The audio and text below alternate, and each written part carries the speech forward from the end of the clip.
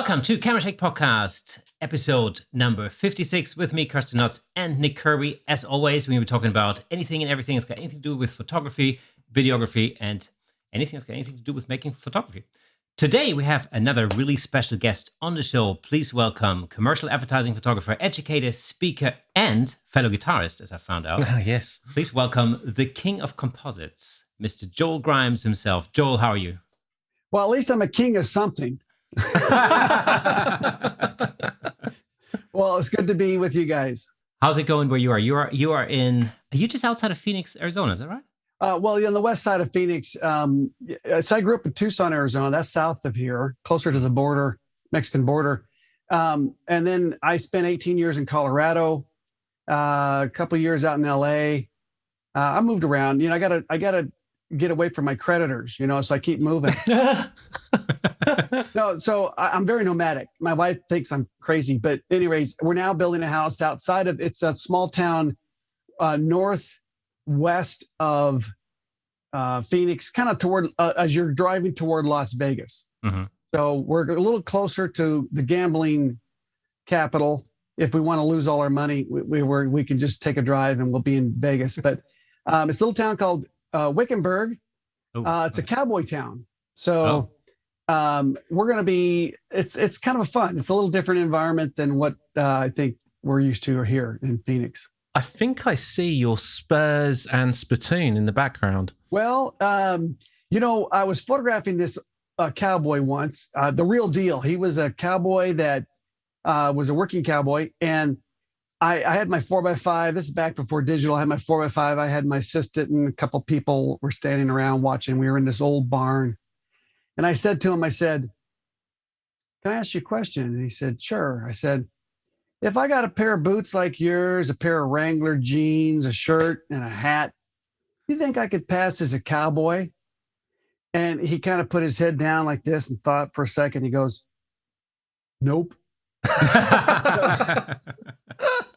So I don't think I'd pass as a cowboy. I have to get a big mustache or something, maybe get a little more weathered. But yeah, there's a special breed. It's a big deal out here. I don't know about. There's cowboys all over. I guess I'm trying to do some photographs of cowboys down in Mexico. The Mexican cowboys, the rancheros, vaqueros, I think it's called. But anyways, I love cowboys. I love the. I don't know. I love characters. Rough and tough characters. That really runs through your portrait work as well, because that's the thing that's fascinated me. That's always fascinated me about especially your portraiture is the characters that you photograph. Yeah, I'm drawn to that. I didn't really start doing beauty portraits, beauty fashion until I was 50 years old. That was like 30 years ago. But no, I started late with the beauty. Beauty is very difficult. You got to get that lighting just absolutely perfect, spot on. You can't, cowboys, you can probably get away with a little bit less, but still it's all about the lighting, dramatic, building an image that viewers want to look at, stop and take a look at. And when you say I'm the king of composites, that's kind of funny because I haven't really done that many composites in the last couple of years. But I did do a lot of them. I kind of put me on the map. And now I do a lot of, they're kind of in-camera composites. It's strobing multiple shots, and then the camera's locked down. So then later I put it all together into one. Yeah, we did something very similar because we over the lockdown over here in the UK, we had to kind of come up with ways to keep ourselves entertained and creative, and so we had to move away from shooting people in the photographic sense. And so we decided it'd be fun to shoot cars. And so we taught ourselves how to light paint cars. And it's a very similar kind of process in the sense that you strobe different areas of the car and then, composite it together. And that's been super fun, isn't it? Mm-hmm. Yeah, it's been incredible. It's just a different way of thinking, a different way of working. Yeah. It is. It's a mindset. And when I tell people, I teach it, it's a mindset of you kind of have to really pre-visualize what you want at the end. Then you have to make all the steps. So if you miss one, it doesn't work.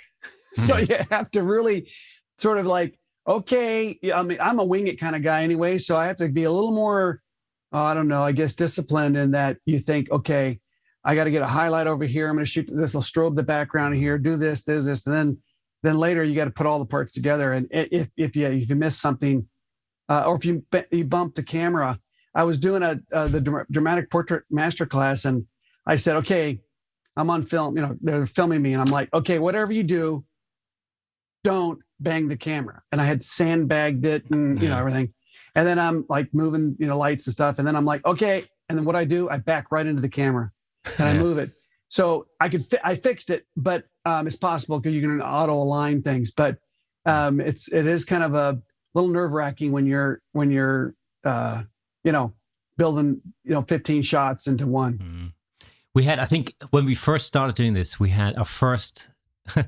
we shot a Toyota RAV4, one of the most exciting cars in the world. Clearly, it was just it was the only car that I had in the backyard. But I think we composited, it was 90 photos we composited together. Yeah. To make this thing. That's a lot to screw up, right?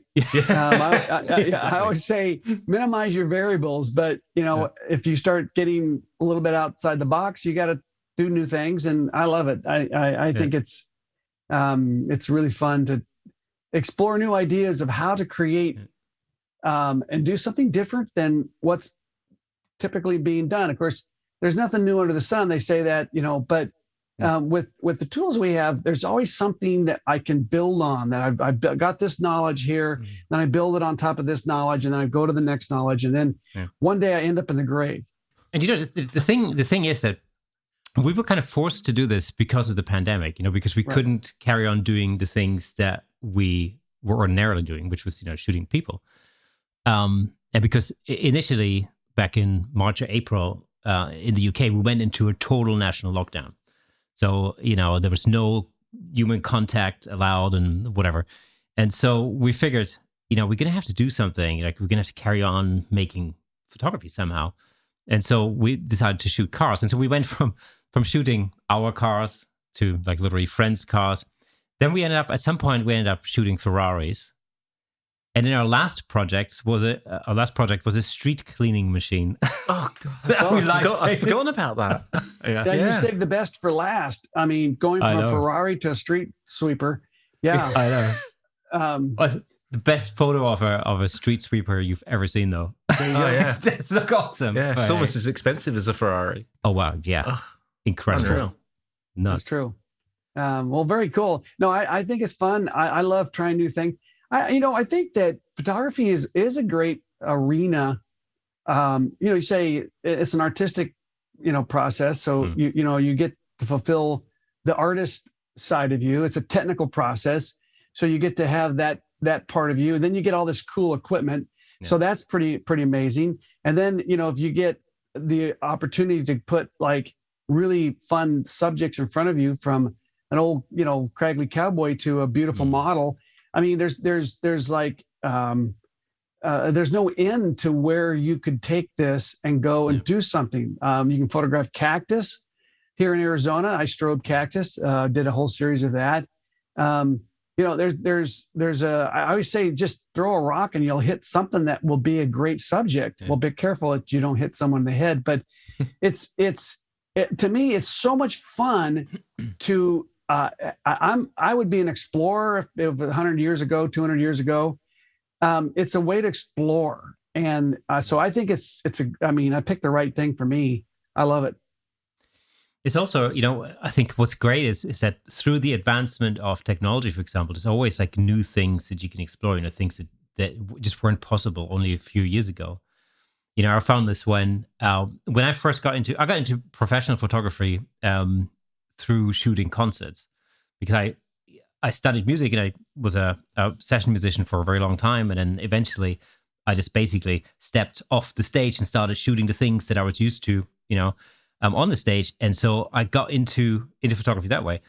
But, looking at concert photography from 40, 50 years ago, you very quickly realize how much technology has come on, and how sensors and digital photography allow us to create imagery under those conditions that just wasn't possible only a few decades ago. That's, it's really amazing.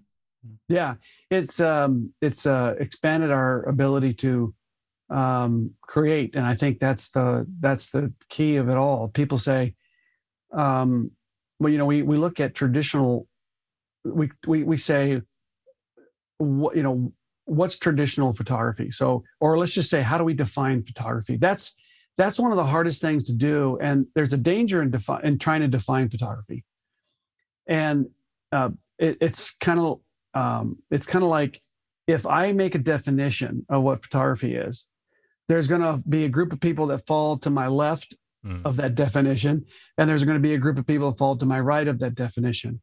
And so, because even Ansel Adams, when he was photographing his grand black and white landscapes, he was doing radical stuff for the time.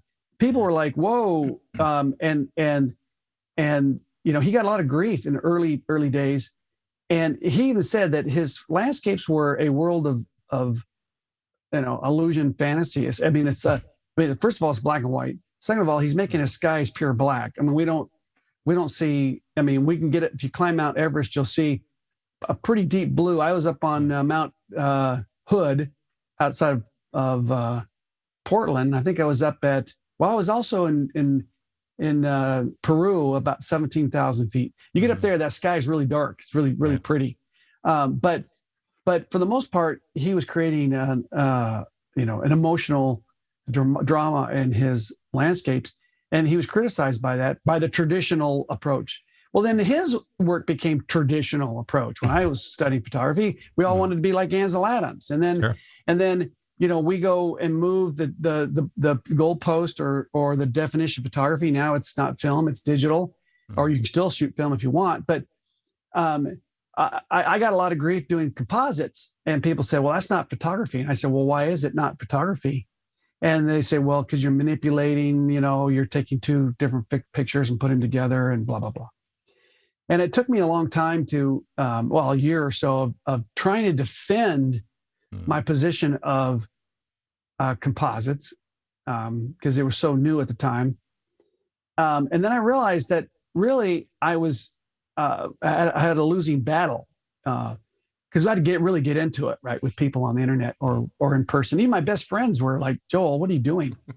You're not a photographer anymore. And then I realized that I was an artist with a camera. With a set of tools, Photoshop. I think if you get that many people disagreeing with you and upset with you about doing something that they haven't seen before, you're on the right track. Most likely. Well, it is true, because it's the trendsetters that usually get the most attention. Yeah. And I always say, don't set a trend just to get attention. Set a trend to fulfill your vision as an artist. Exactly. But in stepping out of the box a little bit, you do get and you do go down a path that maybe a lot of people haven't done yet. And so I'm always willing to take the heat, and my wife answers most of my social media stuff. And of course I get shredded all the time, just about every day. Someone says I suck. And then, there's a whole group that say you're amazing. Right. But there's always someone that says you're off, you're terrible, whatever. Keep your day job kind of thing. But I'm willing to take the hit. I actually like it when I get, well, I wouldn't say, if someone says I'm bald, that kind of hurts, because I'm very self-conscious about that. Just kidding. But they attack me personally. But no, I like the idea of ruffling the feathers a little bit, and I'm willing to take the heat. So I'm willing to take the risk of stepping out. And a lot of photographers are not. They're just so nervous about getting criticized. And I think you have to have a little bit of a thick skin, or I don't know if it's so much thick skin. It's more of just understanding the real world and how it works, that if you try to please everyone, you'll please no one. So, and if I try to please myself, that's number one. And I say that, and I'm a selfish person. I mean, we're all selfish to some degree, but I'm not saying that, it's all about me. It's what I'm saying is that as an artist, I have to get to my end result. And if I don't get to my end result, then what am I doing? I'm just copying other people, or I'm spinning like a dog chasing its tail. So I have an end result I want to get to. I'm willing to take that risk. I step out. maybe I fumble a little bit and people, don't agree with what I'm doing. But eventually, I always say that if you take anything and you refine it enough, you will get good at it and you'll get a following and you'll make a mark. Yeah, you just have to believe in what you're doing. What you do, right? Yeah, and just carry on with it regardless. Really, The same thing happens with music. Look, go to all those shows like American Idol and the X Factor, whatever all those shows, and someone gets up there and they have a great voice and they have everything, but they don't have a hook to hang their hat on. They're just copying somebody else's. So what do they say? Be original. Be yourself. Yeah. My favorite type of criticism usually on places like YouTube and, well, any of the social really, but on YouTube, I see it a lot, is those that are having a go about what someone's doing, but smokescreen it in all this technical jargon and all these random techie words that they think that whatever they can cram in there to cover up the fact that actually they don't have a point whatsoever. They're my favorites. They're my faves. Yeah, well, because as an instructor, and if you've taught anything, you know this to be true. Even as your development as a photographer, it's a lot easier to learn technical stuff than to be a creative person. The technical comes a lot easier, right? You can use terms and f-stop, shutter speeds, and all that. When it comes to the creative process, it's a lot harder to find that. And so as an instructor, I could get away really easily with building a thick note, a handout and saying to everyone, here's all the technical information you need to know, and then walk away, right? And just say, learn this. And that's how a lot of the instructors I had going through college were very technical. And it was easy. You just drop off the notes, or whatever it is and say, learn this, read this, but when it comes to really teaching someone how to see, how to have a vision, that's a lot harder. And so as an instructor, I spend a lot of time trying to teach people how to be, how to have a signature, a creative voice, those kind of things. And it's kind of a little bit more like it's kind of a, nebulous thing. And it's not as easy to define. So there are people that want the note, the handout with 32 pages of technical information on lighting. I can teach you how to light very quickly from an intuition perspective. It'll take me weeks, months to teach you how to do it technically. But I can teach it really quick. So when I go and do my lighting, people are they're dumbfounded. They can't believe how simple it is because they've been taught the technical side of things, fractions, ratios, all these things. And I for years I haven't touched a flash meter. And there are photographers. One is Frank Doroff. We have this little thing going on. Me and Frank. He's a hoot, and he's really into his flash meter. I lost mine, broke 35, 40 years ago, and I haven't replaced it. Yeah, and so we get into a little bit of a battle on that. But I mean, to each his own. I mean, he's got as a way to approach things, and that's fine. But I'm much more of an intuition. How does it look? Does it feel right? Is it working? Well, I don't care what the exposure is. If it doesn't work, if it's a correct, I always say, what is a correct exposure? Does anybody know? Yeah. Well, I can take a gray card, stick it in my scene and photograph it, and I have to make that exactly 50% gray. I can do that, but does that make an exciting picture? No. It's very similar to music. The way I always kind of compare it to music is when you try and teach somebody how to improvise. Right. Because you can teach somebody the scales, and the chords and which scales to use in which context. But A, you always have options when it comes to scales. And secondly, improvisation is not just rattling down the scales. It's basically making music out of it. And it's just as nebulous, as teaching somebody about creativity. You remember when Carlos Santana came out with the Supernatural album? It was album of the year or whatever. And I'm a guitar player, and I listened to him, and you think about Carlos Santana, and there's some great guitar players out there, but Carlos Santana, what he did is his guitar is you say, where's the lead solo? It's throughout the whole song. Yeah, it's the whole song. Yeah. And so that's kind of strange. Okay, so because usually you're singing your verse, chorus, verse, and all of a sudden there's a lead, guitar part, But and then the other thing that he does, and a lot of guitarists do, is you got your timing right. So you're supposed to be on track with your timing. But a good musician will, between they'll slow it down and then speed up and catch up to the timing, right? It's like this arc, this whatever, this slow, and then come back, and then you end right on timing. Yeah. And that's a good musician. Jazz musicians do that too. It's where you're mixing it up emotionally to where the listener is sucked in, right?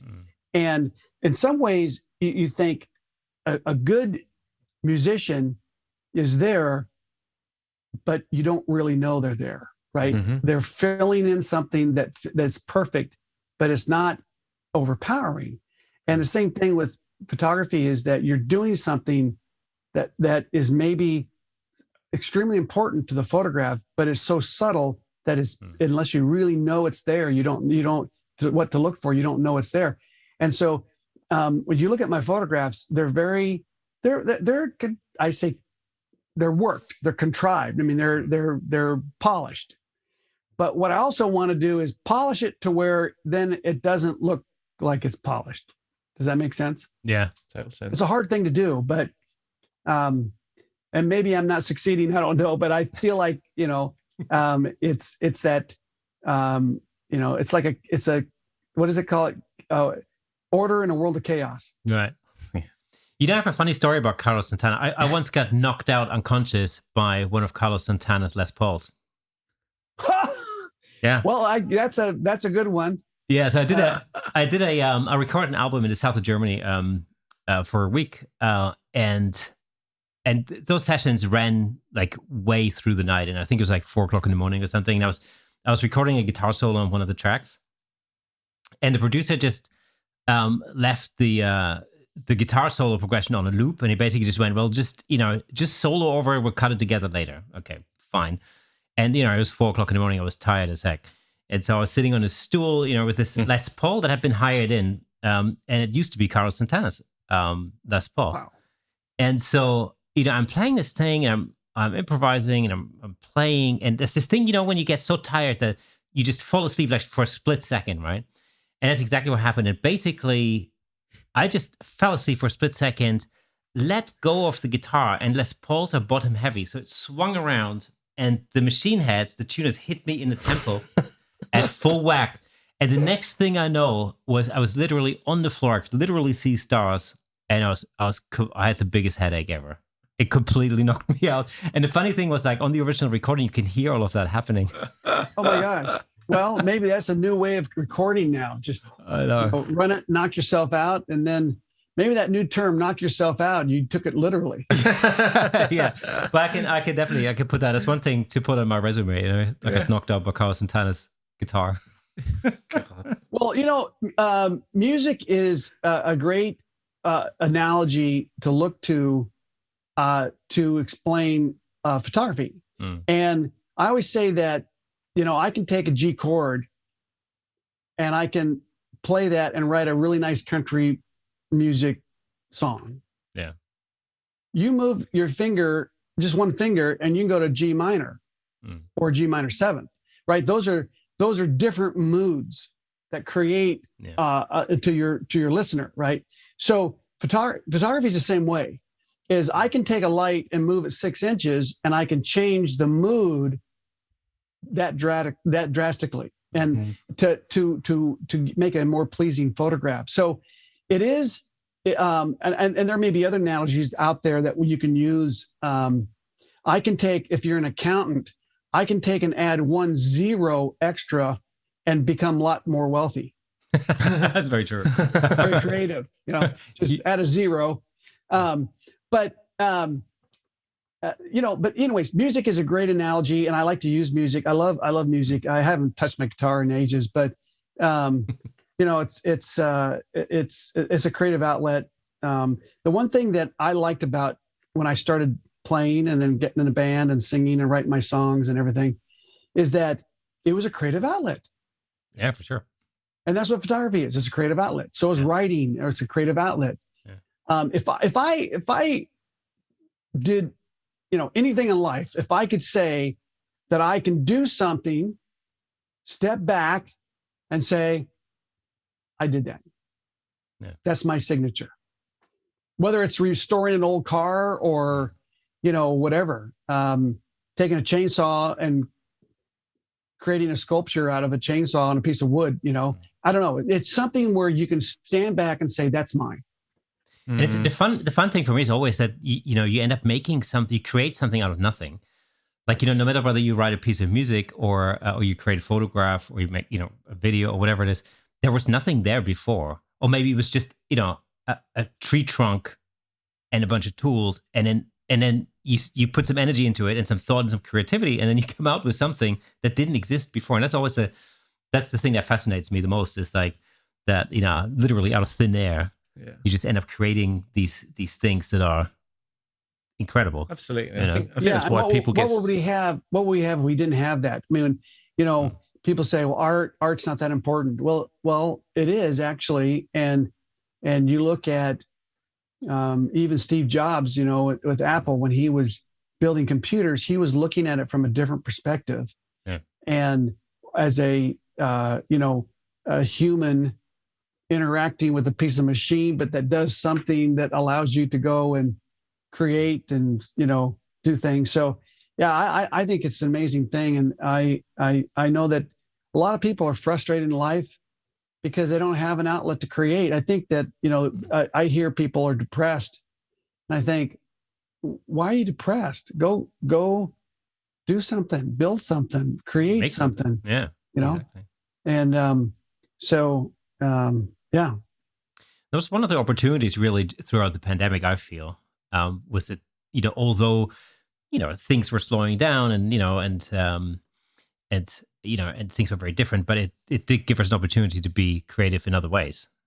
It's definitely the case. Yeah, absolutely. And I think that this is why people are so find criticism so difficult to take in the world of photography, that they have created that piece of art, that's something from nothing, if you like. But if you take musicians, they're just as sensitive about what they write, and they find it very difficult to put it out there. That's what I find. I always found, when I was learning how to be a musician, learning to play guitar and whatnot, that the hardest part was putting my stuff there and say, hey, this is what I produced. I've done this. But once you've done that a few times, you start not caring about what people think, because you care more about what you think about what you've produced.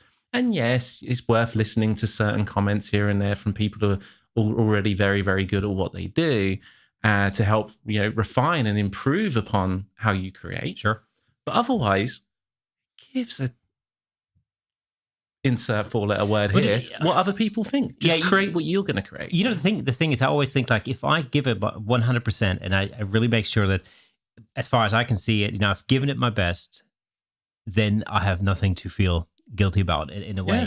If somebody else comes along and says, like, you know what, if you used a different focal length for this, or changed this, or changed that, or did this different, maybe you could have had a better result, or you could have improved on this and the other.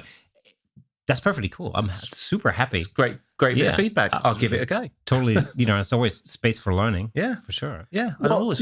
Actually, we need criticism. Well, okay, so you can't receive praise without also accepting criticism, right? Yeah. Because if you just get praise, then it's the emperor has no clothes, or where you're up. I call it the Michael Jackson syndrome, where nobody says, Michael, you're looking like a nutcase.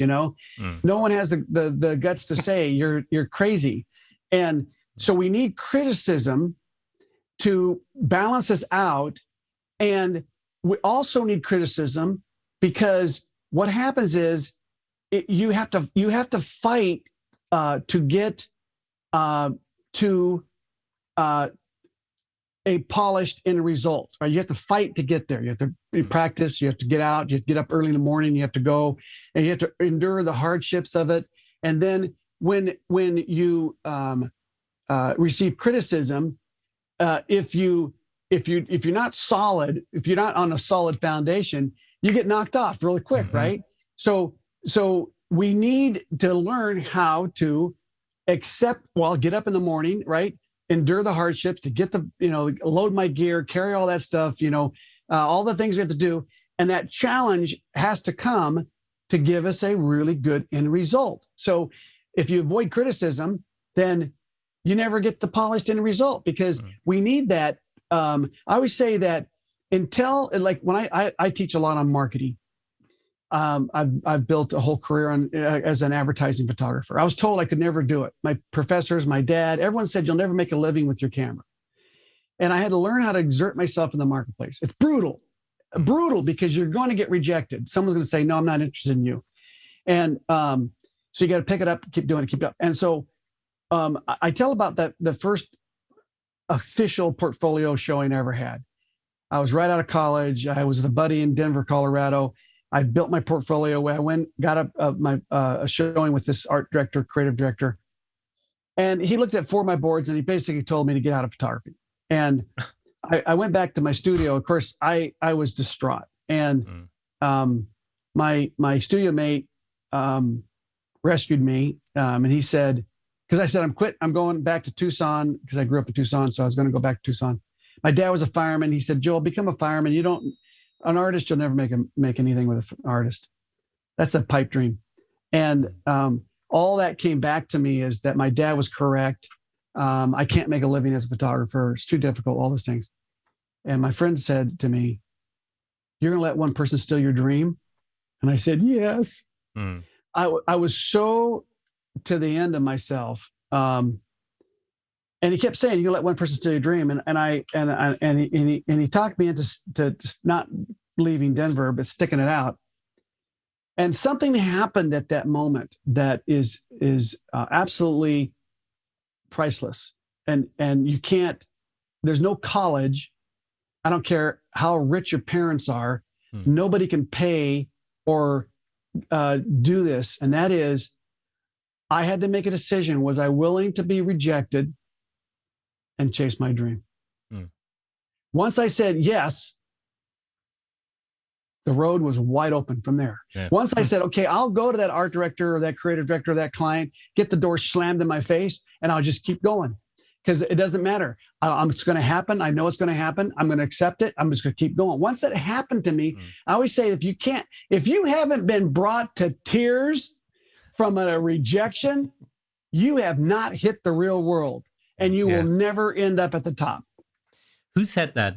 Who said, get me 99 no's for every yes? Do you know who said that? I'm not sure. Yeah. That was me. Great. I always say 99, you can get 99 praises, but one rejection. When you go to bed at night, what do you remember? You remember the one rejection, the one critique. And you get distraught over one person who hates you, and 99 people can love you, and you still can't get over that one person. Yeah. That's human nature. So we're all human. And that's the one thing that's interesting about this whole journey I've had for the last 40 years is understanding human behavior is 1,000 times more important than understanding f-stops and shutter speeds. Yeah. Because I've had to navigate in a dog eat dog world, and photography is easy compared to navigating in a dog eat dog world. So you have to go out and learn how to navigate in the marketplace and to be successful. And I could write a book on it. Maybe I will someday. But the point is I've learned the hard way. It didn't come easy for me. It didn't come easy. Nobody handed me. I mean, I got some bumps here and there. Like my friend rescuing me when I was wanting to quit. But I'm saying I had to go through that journey on my own. I couldn't pay someone to get me past the hump. I had to get past the hump. So people say, why don't you get a rep? So you never have to make a cold call, never have to knock on an art director's door. I say, well, how are you going to get a rep? Who's going to rep you? You still got to make a phone call. Yeah. Get a rep. Cracking advice. You're going to get rejected by reps. I mean, You think just going up to a rep, a really good rep, they're going to say, "Hey, I'm a photographer. I want you to rep me." They're going to go, "Let me see your work."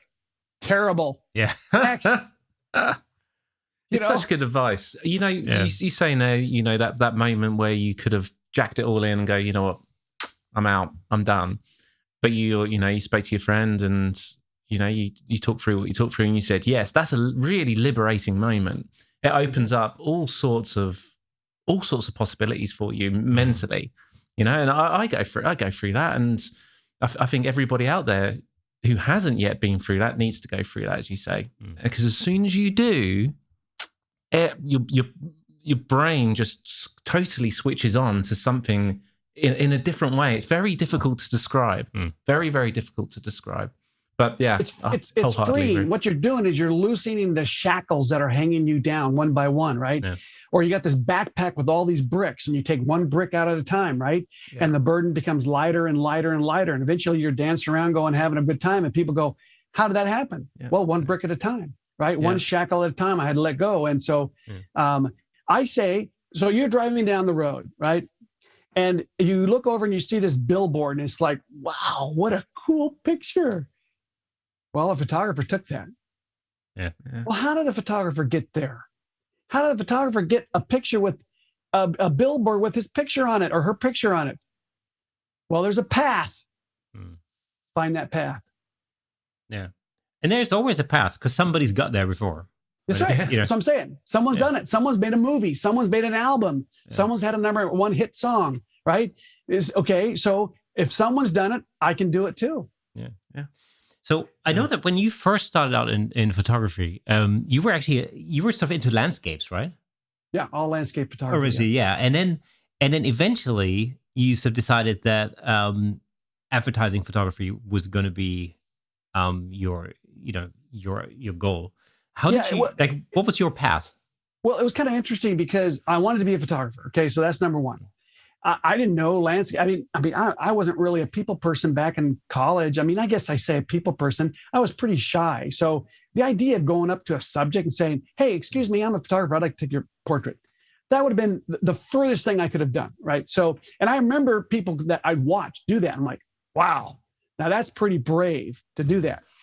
But a lot of it was out of survival because, I got into my buddy and I went to Denver. We had a studio and I was following him, right? So, and he went to Art Center, a very prestigious art photography college here in the States in Pasadena. Very expensive and out of my price range. I could have never done that. So he had a little bit better of a vision and a plan than I did. I didn't know what an art director was, a creative director. I didn't know ad agencies,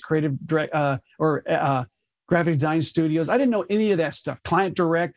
I pick up a magazine. I could say, "Oh, a magazine," and I'd look at all the pictures. I didn't know there was editorial content and then there was ad content. I didn't understand the difference between all that. Anyways, so I'm fumbling along, and first thing I thought, well, I can shoot architecture because I was a 4x5 guy, large format guy.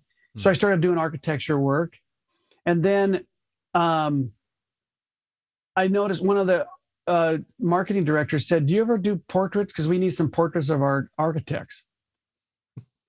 Okay. So I go to my friend, "Hey, how do I do this?" He'll get a softbox, just stick it off, up 45 degrees and shoot it. And that started me doing headshots. And then when I say it snowballed, it's just like boom, boom, boom, boom, boom, boom. And then I started strobing outdoors, which nobody was doing. You needed a generator. And then these battery packs started coming. Anyways, it just started to happen. Next thing I know, I'm a portrait photographer. It was a challenge. It was like, okay, I don't know if I could do this, but I'm going to try. And then I fell in love with it. And then, it's like, I always say that a face is like a landscape. You're trying to get something to look incredible. And you got all these tools and, you build this drama and this, you want people to look at your photograph and stop and go, that's amazing. Right. And so I just fell into the portrait thing. And you look at my composites, it's very much driven by two parts: the portrait in the studio, and then the background, which is kind of like a landscape. And I'm putting those two together. So that I think the landscape, skill set that I learned early on paid off big time when I started doing composites. Yeah, I was going to say that. That's very sort of apparent in your composites. It's literally like, a landscape with a subject in it. Yeah. It was funny this actually, because we learned this through shooting cars, or through light painting cars. Because at first we were really just focusing on the car. We wanted to make the car look good, and then very quickly we realized that there was a problem with the background. It never looked good. The car itself looked great, but the background always looked, kind of crappy. And then eventually we spoke to an automotive photographer, and he just said, you just imagine it to be a landscape photograph with a car in it. There you go. And as soon as we heard that the penny just dropped, and it was like a no-brainer. It's like, how could we have missed that? It's so obvious when you really think about it. And so we probably spend more time scouting locations now. Which is actually the hardest part. Which is the hardest part, yeah. Much harder than getting a car. Oh, by far. Yeah. I can photograph a subject. I can get that subject easily, but they'll put them in the right spot. So I say, get the subject in the right spot at the right time in the right location is a challenge, right? If you're doing it on set, right? If you're doing two parts, that speeds it up. And that's why composites put me on the map, because I was cranking them out like crazy, because I just had the formula down, and doing dramatic lighting with the kind of a grungy background kind of thing. But so going back to music for a second, I think this is the way I think, and you guys will probably agree to this, is that if I take your playlist of your best songs that you have on your iPhone or whatever it is that your playlist, and that's not going to match up to my playlist, right? We're going to have a different playlist. Everyone has a different playlist, and there are some artists that you have, like I love Ray LaMontagne, the raspy voice singer songwriter, and I love singer songwriters. I love someone that just because if someone takes another person's song and sings it, makes it great, it's not a bad thing. But I really love a singer songwriter, because they're doing two things really well. And I love a singer songwriter that can do it with a guitar solo, right? A band is great. I love it. I love the band. But in most artists, you hear them solo, you're like, ooh, that's not very good. Then you hear an artist that does it solo, and you're like, oh my goodness, they sound as good or better even solo, right? And you see that. But anyways, when you have a song or a songwriter that you love, when you go and let's say driving on a road trip, or you are sitting, creating, retouching, and you put on the music, it soothes you, right? It's like, oh man, that just sounds so good. And you're like, but then if you put on a singer-songwriter or a band or whatever, it's not the band that you like. Maybe it's your friends brought his playlist, and you're like, oh man, that's just it's not really moving me. It's like, and so that's because we have likes and dislikes, and we have built up something that we emotionally are drawn to. Maybe it brings back a memory. Like I love the 70s music still. I put it on, and it's like back when I was, in high school, and, I got my license and I'm driving for the first time. Those kind of memories are brought back up, right? So music does that. It's an incredible, powerful, emotional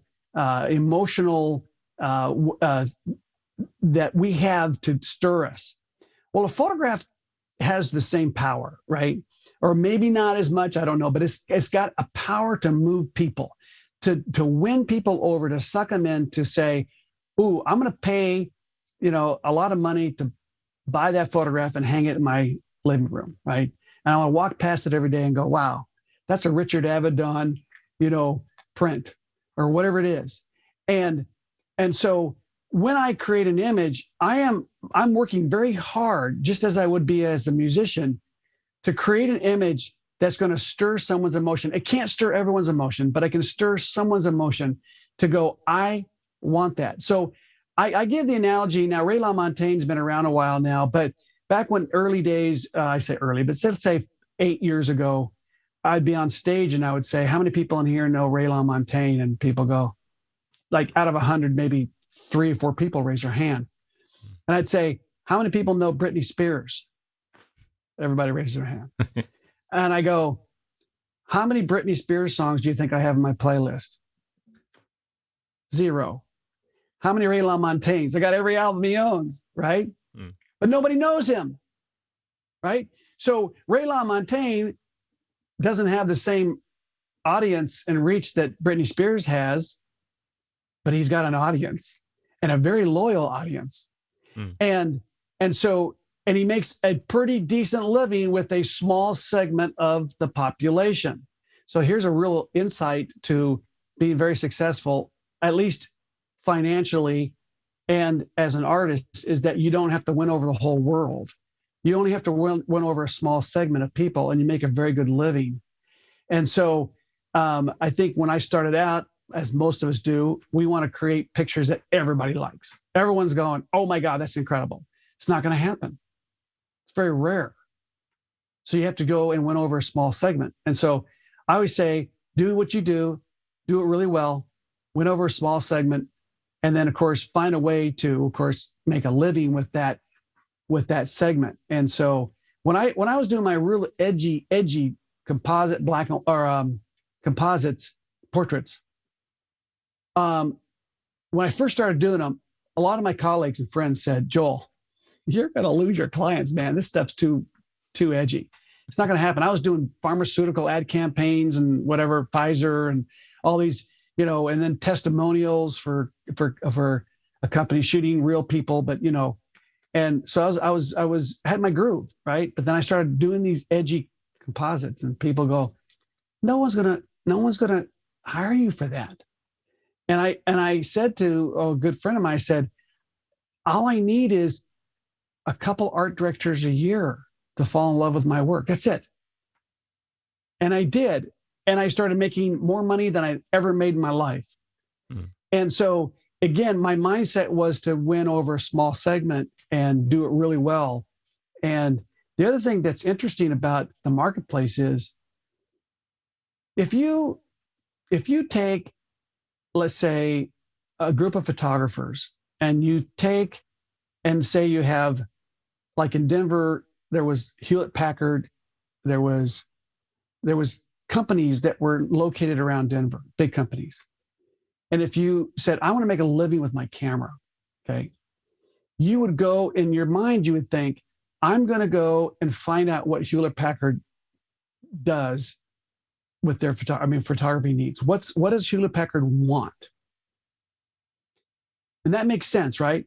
So you go to the past images of Hewlett Packard or whatever company you're looking for, and you go, okay, oh, they like this style. So you go out and create a body of work based on that style. Well, every other commercial photographer in town is doing the exact same thing. So all of a sudden you send your work over, and the art director goes, oh, okay, next. And it's nothing new under the sun, right? So what I did after about, I would say 10, 15 years of shooting, I flipped it to where I said, I'm going to only create images I want. And I'm going to put them in the marketplace. Joel Grimes, the signature brand Joel Grimes. And then I'll wait for the phone to ring. Well, I still knocked on doors, but I'm saying I wait for that art director to go, boring, boring, boring, boring. Oh, Joel Grimes, look at this stuff. Oh my gosh, how can we use this guy? This is something fresh, new, different. Okay, call this guy up. Now, here's what it was the miracle. I went from making the same type of day rate as every other photographer in town to probably quadrupling my day rate overnight by doing my own thing. Yeah, wow. Because now I was the only photographer in town doing that look. So the art director says, we want this. You go, it's going to cost you. I had room to increased my day rate because I wasn't competing against 30 other photographers in town or 100 or whatever. So it's a weird thing. The marketplace is a weird thing. It's almost like everything that you think the marketplace is, flip it upside down. That's how it works. What was it back then that, you know, after 10, 15 years, as you say, made you think, no, sod this, I'm going to go about it my way and try and get my clients through the work that I want to do, not trying to copy what businesses are wanting. What was it that made you think that's actually how I need to play this? Because I'm an artist to the very core and I want to do my thing. At some point, I want to do pictures that, you know, you do a cover for a magazine and then it's in the trash can. You do an annual report. You spend 6 weeks in South America and it's like incredible, but then it goes in the trash can. I just wanted to do something that was a little more long lasting, gallery shows, things. I did a coffee table book, things like, I just wanted to be an artist and not have it just, there's nothing wrong with selling your soul to the devil, making a living, right? No, but I'm saying you got to make a living. But at some point I made the living, but now I felt kind of like I was selling out a little bit and I wanted to take it to the next level, is make images for me. And it turned out that it made a better living. So it's just a weird thing. Wow. You ever sold your soul? Many times. Many times. I don't want to know. Well, every crossroad you could possibly imagine, for sure. Yeah.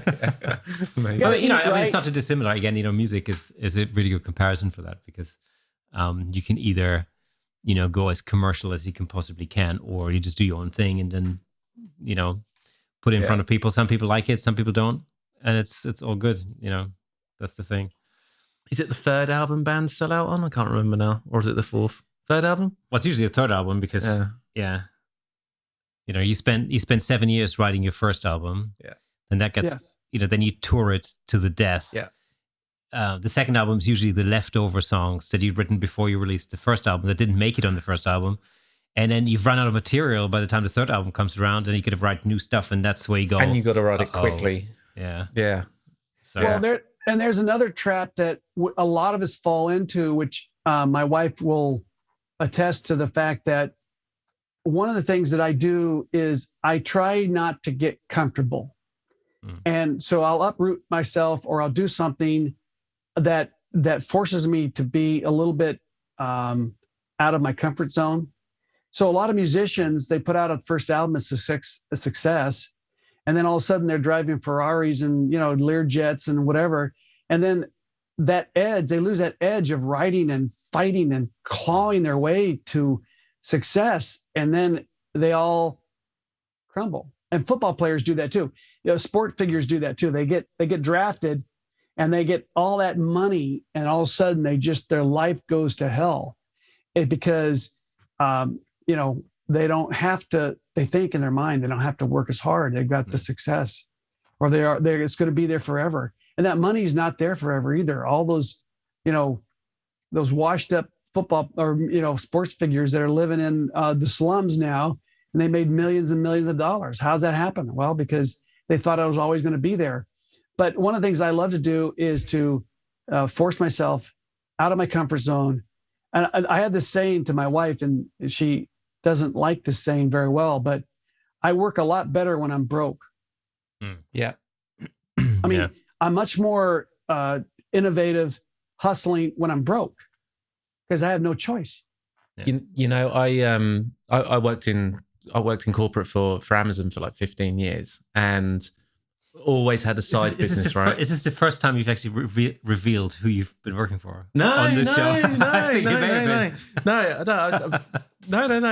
beginning. Yeah. Amazon. May have to cut this bit out. Yeah. Damn Amazon. Yeah. And for the last few years, I tried to have a side business and to try and build and try and work and frankly play it safe, you know. Sure. But it didn't work. It didn't work no matter how hard I tried, because I was working full time and I had a steady, good income coming in. And there was a moment where I kind of just sat there and thought, why is this not working? And it kind of hit me. It's because I don't have to work hard at it. That's right. That's I right. don't need to, because I'm guaranteed over here, where actually I want to work to be guaranteed over here. And I couldn't do that while I was still working there. I don't like change at the best of times. I struggle with it.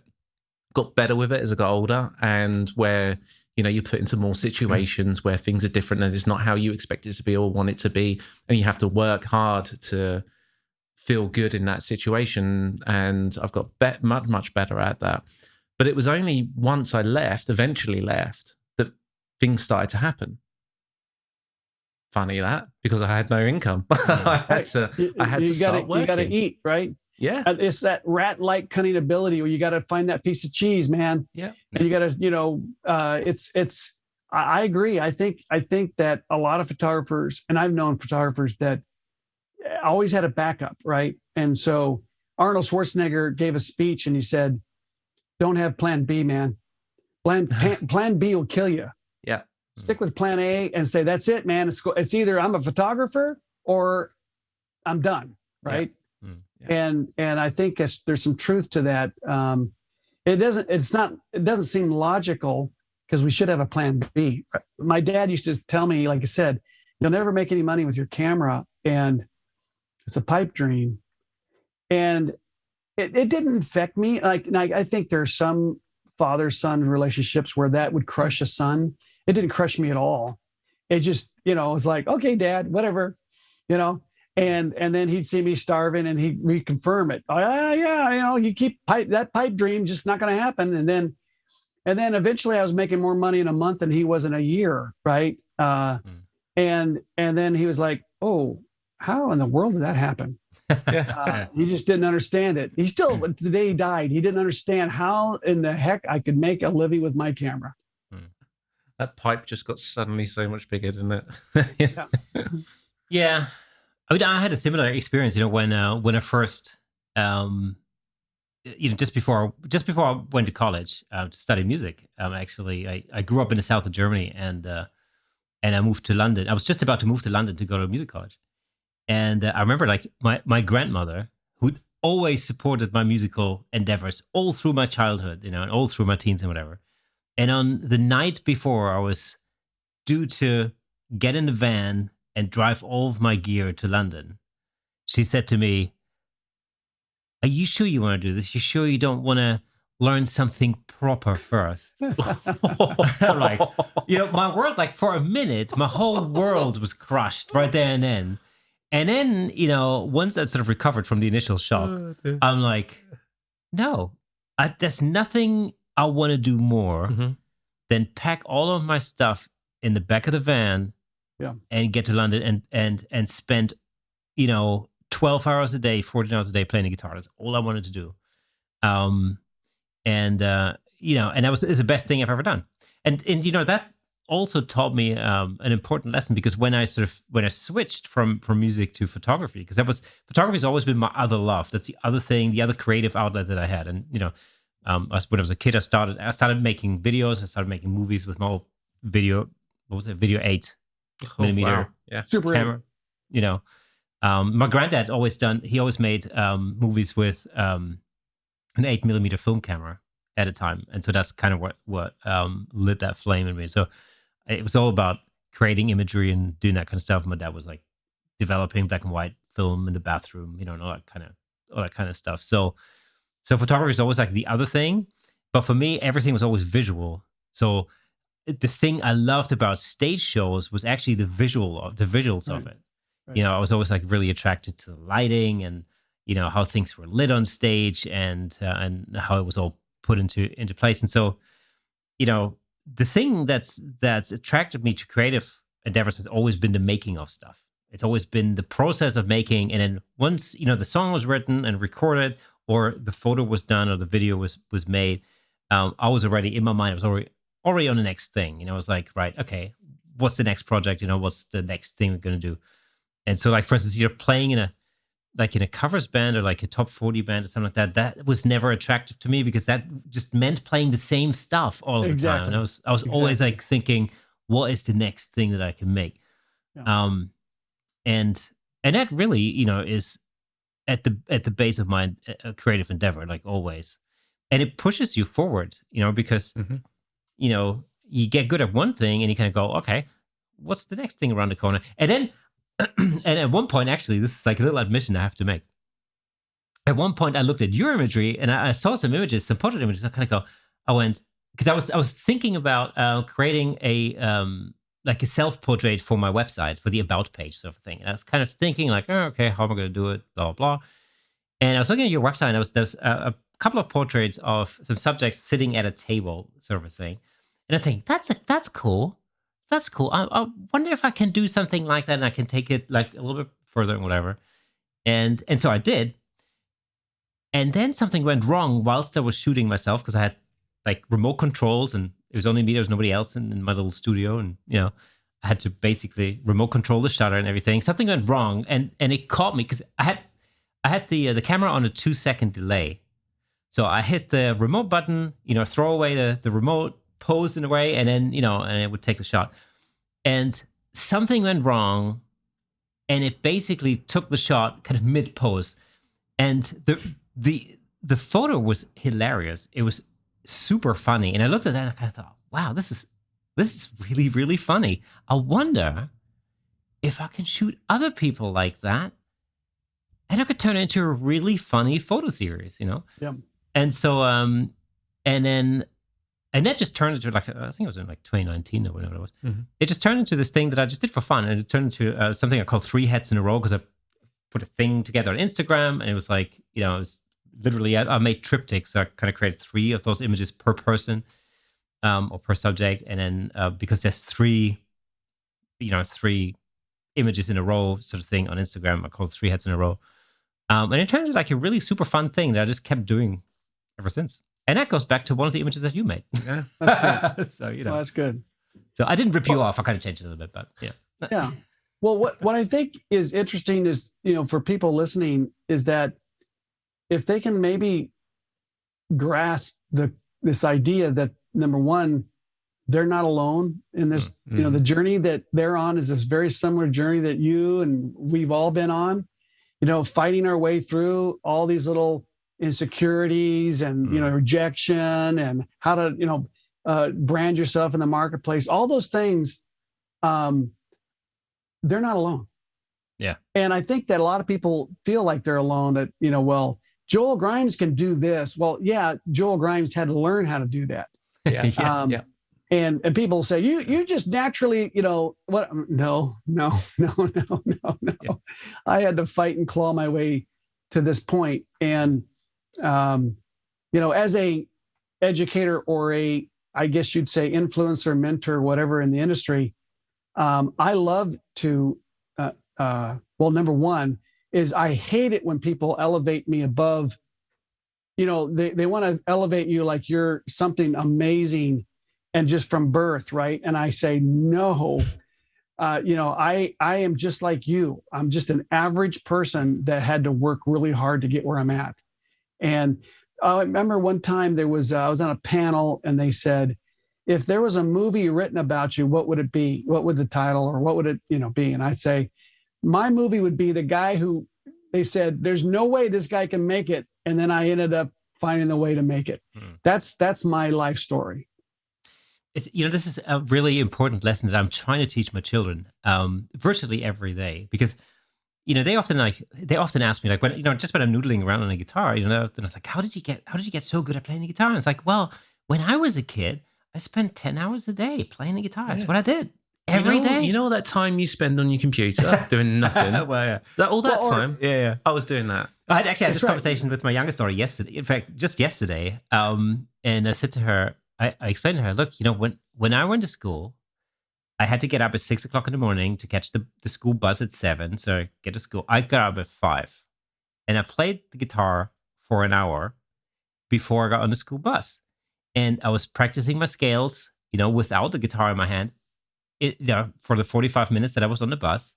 And when I was at school, I thought about nothing but music, And when I got home, the first thing I'd get back on the guitar. And I spent most afternoons and most evenings in the basement practicing my guitar. And that's what I did every day, every day in, day out. I'd play in my bedroom and my brother would be in the bedroom next door. And I play bass. And I'd play it acoustically, right? So there was no sound, right? And couldn't get amps with headphones in back then and all that. So I was playing along, I was well into my metal back then as well. Right? So some fast stuff going on, and he'd be banging on. Will you? This is like 1 a.m. Will you shut the fuck up? He's like, all right. Yeah. And I'll just play a little bit quieter. I'll carry on for another hour. But that's it. If you love it, commit to it. And you almost have to have a obsession, in a way. And I told my son Ben, who is doing car shoots, he's doing now CGI cars, but he was lighting cars and doing stuff for in LA. And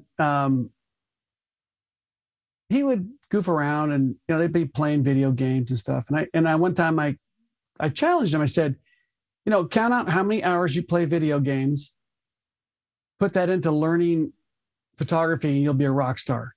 Yeah. Because everyone else that's your age is just sucked into the old, video games nonstop, and if you just take that one, flip it on itself to where you're not spending time playing video games, you're going to be ahead of 99% of all kids out there today. Yeah. But no, it goes back to the whole learning how to improvise kind of thing. When I used to teach a lot, I used to have students come up to me all the time and go like, "Oh, how come you're so good at improvising?" I'm like, "Well, because I spend a lot of time improvising." He said, "Well, I could never do that." I'm like, "Well, okay, so let's examine that for a minute. So, how much time do you spend playing the guitar?" And let's say 2 hours a day. Okay, fine. Like, out of those 2 hours, how much time do you spend playing your favorite songs? Right. Pretty much an hour and 50 minutes or whatever. Okay, so how much time do you spend practicing improvisation? Well, none, because I can't do it. Well, that's why you can't do it. It's not rocket science, duh. Yeah, my drawing teacher in college, when we came in, and she said, "I know some of you might be intimidated with, drawing." She goes, "Drawing just takes practice. If you draw every day, a couple hours a day, you'll be really good eventually. Yeah. It's just your hand, your eye, everything can't work. You're trying to draw, and it's just not working. But eventually, all that comes." Remember, you guys use the Wacom tablet?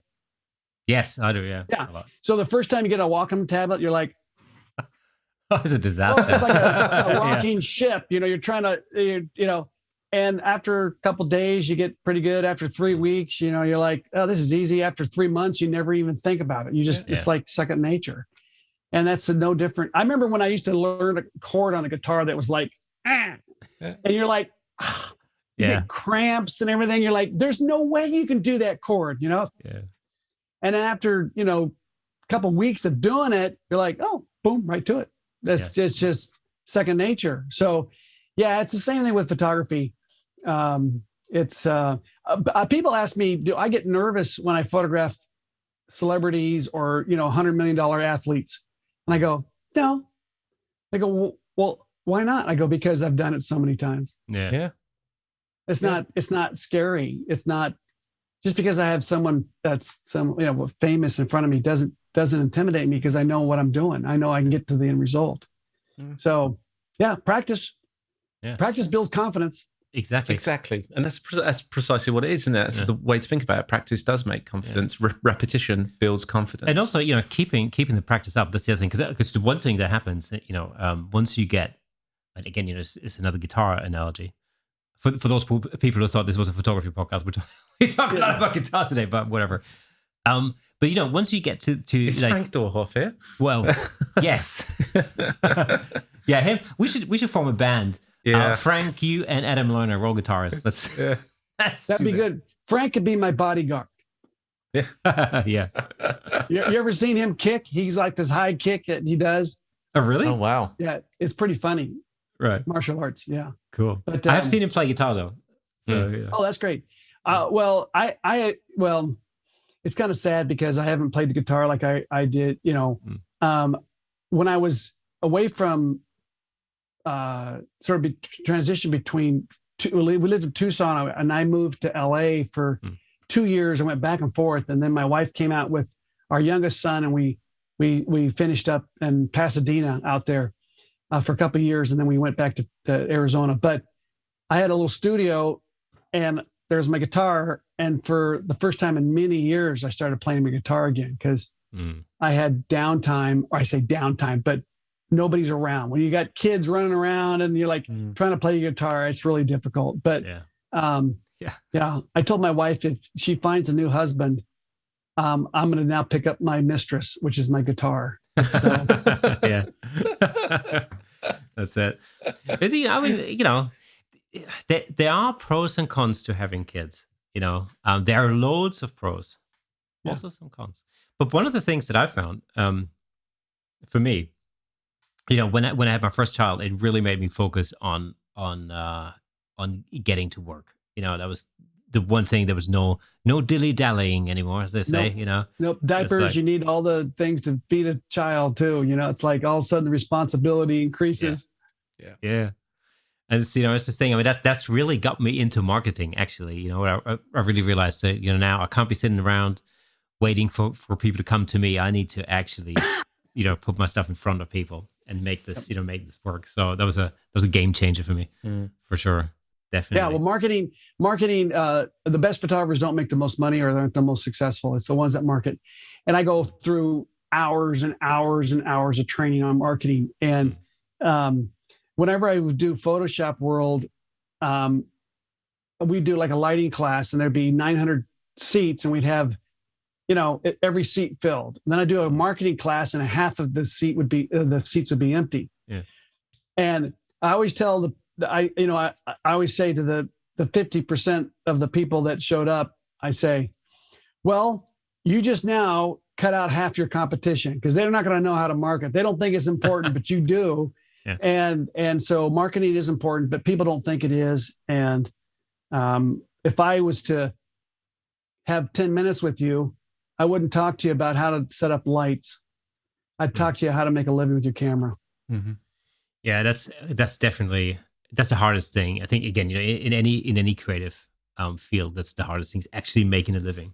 Because it's when you are a creative and you need to do stuff that isn't part of creation, you find it very hard. I certainly find it really difficult to do, because I'm not interested in it. I don't enjoy it. There's nothing about marketing or anything like that I enjoy, which is partly why I'm no good at it. Yeah, well, that's true, actually. It's simple as that. Well, to me, I look at it like this. If you're a race car driver, you got to put air in your tires, and so you got to have oil in your engine. And so if you say, I want to race, well, you got to have a car that goes, right? Yeah. And so I always say that marketing is the engine that gives you the ability to go and do what you want to do. If you don't have that marketing, then you sit around waiting for the phone to ring, and you're bored. It broke. You don't have any money. Yeah, that's it. And so you got to learn to market. I made it fun. You know how I made it fun? Is I call it the power of 8, but it's sprinkling magic dust on an art director to hire me. And it's basically the power of 8 is getting my name in their brain at least 8 times. And once they get my name in their brain, then when they have a crisis, they'll call me. And it happens. I built my whole career on it. But so the game was to get 8 points of contact with that art director, of promo, phone call, or voicemail, promo, voicemail, whatever it was. A poster, I'd send a poster and drop it off at the front desk. So it was the game of sprinkling that magic dust on them, that they would go and call me when they had a crisis. And it worked, like I said. And so once I made it a game, and also you take the emotions out of it. The emotions of, are they going to hire me? Are they going to, they think I'm good enough. And you just take that out and you go, nope, just boom, boom, boom, boom. And so I teach that on the power of 8, and it's really a magical thing. I get more emails of photographers going, the power of 8 changed my life. And so I want to do some t-shirts, or something that I can sell, the power of 8. But it really is magic. It's a magical formula. I love that. Well, see, I think such a simple little shift in mindset towards it. Yeah. But my God, that's great. I love that. Well, I love that. I think the difference between you and me is that I love the marketing part. Yeah. I waffle on about that all the time. It's just a fun thing because in many ways, I love it when a plan starts to come together. Right. You know, you see the results of the fruit of your labor. yeah. Yeah. And there's a degree of like problem solving because sometimes somebody throws an obstacle in your way and you're trying to get maneuver around it and whatever. And it's it's fun. The funny thing is if I was doing it for someone else, I could do it really well and probably quite enjoy it. That's actually true. But if I'm doing it for myself, I have this weird block inside my head that doesn't allow me to self-promote. That's something that I had to learn as well. Actually, that's true. Yeah. I find that hard. I can help you on that. Okay, Go, please. All right. In your mind, you think the art director or photo editor or whoever client is sitting out there ready to hire a photographer, you think they're hiring that photographer because they're the best photographer. That's not true. Yeah. There's a lot of variables. One is if they so you got to understand. See, this is where the human nature and understanding humanity comes into play. So let's just say I'm an art director, okay, and I hire photographers, say maybe on a weekly basis or whatever. All right, you want to pitch me, so now you look at me as being the road to your kids eating, paying your car payments, your house mortgage, whatever. And you look to me as it's this thing where you're down here and the person that's hiring me is up there. So I got to win that person over, right? And so I got to be really good at my craft, which is, I say you should be really good at your craft. That's a given. But the art director is not looking for the best photographer. They're looking for the best photographer that fits within the budget that they have and the time restraints and within this world of crisis that they live in, because they have a boss. They have, let's say their boss has a boss, and then eventually there's a client, right? So there's somebody above somebody who's above somebody who's above somebody, and they're all looking down the chain to get something done. And now the art director has to get a photographer. That's just the chain of things that are happening. And the art director is got to please the boss, who's got to please the client, right? So it's just this chain of events. So you think the art director is invested emotionally in getting the best photographer. No, they have a budget that they have to work with under. And so they might want to hire Richard Avedon to do a fashion shoot, but they can only afford Joel Grimes, right? Because that fits within the budget. This happened to me once where early on, I got this job and I said, and I knew that the number one photographer in Denver was at the table also. They hired me and I was like dumbfounded that I won over the contract and I beat out this really well-known photographer. And the art director said, I'm not here to hire the best photographer. I'm here to hire the best photographer I can afford. Yeah. And it changed everything for me. Yeah, and so the chain of events are what you're doing is all you're doing is filling a slot that meets the criteria that they're under. They've got deadline. They might want to hire Billy Bob Jones, who's better than you, but he's booked. He can't even be available for 3 weeks, but they need it next week. So that puts him out. Right. Or there's the price is too high with that one photographer. So that you give the bid, they go, oh, well, you're within our budget. So take out this emotional burden that you've put on the art director that they're looking for the best photographer. They're not. Yeah, This is so true. And I learned this in the world of corporate photography. So that's pre-pandemic. I used to do a lot of corporate photography. And of course, it's exactly the same thing. You've got the boss says to middle management, dude, we need a photographer to do company headshots or whatever. It's one of the things that middle management guy has to do on that day. The to-do list is like fix the photocopier, get more coffee, hire a photographer, do this, do that, the other. And, they just go through this. And all they do is just go on the Google machine and type in, headshot photographer near me or whatever. And there's 5 names that come up. They send out 5 emails. The person that gets back to them first and is within budget will get the job. 100% of the time, always. Okay, so here's an interesting thought. I have built a career also on that. I am true to my word. I never make a promise I can't fulfill, right? So I say, I'm going to get this stuff to you next Tuesday. I don't hand it to them on Wednesday. No. Right. Yeah. It's Tuesday. Or if they say, can we get it Monday at the end of the day? I'll work on that. Absolutely. Let's do it. And I never make a promise I can't fulfill. I always am honest in all my, I say fair and giving them a price that fits within me making a profit and it fits their budget. And I am never late. No matter what it is, I'm never late. You don't be late. I got so many photographer friends that are just freaking late for everything. And it's like, and then they go, well, that client canned me. Why? Well, I don't know why. Then I talk to the client. They go, well, that person was late every meeting. Yeah. We can't deal with that. And so photographers are just a bunch of idiots sometimes. They don't understand just the basic rules of engaging with the client. Being fair, you don't pull one on them. You never make a promise you can't, keep, things like that. And so on set, I'm excited about the photo shoot. Yeah. Yep. It's not a drag. Oh, wow, geez, I wish I was surfing today. All right, let's get this thing over with. It's like I'm enthusiastic. I'm like, okay, let's get this. Let's get a really cool shot here. And I don't know, little things like that. But I think that photographers are just, I don't know, they need to go to school. Like, you put a kid in boot camp, for, straighten them out. Most photographers need a boot camp just to get them, just to understand the marketplace. So true. I think I need to put my kids through boot camp. Yeah. For sure. Do it. Set one up. Well, yeah. I mean, I think again, that's very true. In most creative fields, I think in music in particular, I mean, how many other musicians do you know who just don't get themselves out of bed in the morning?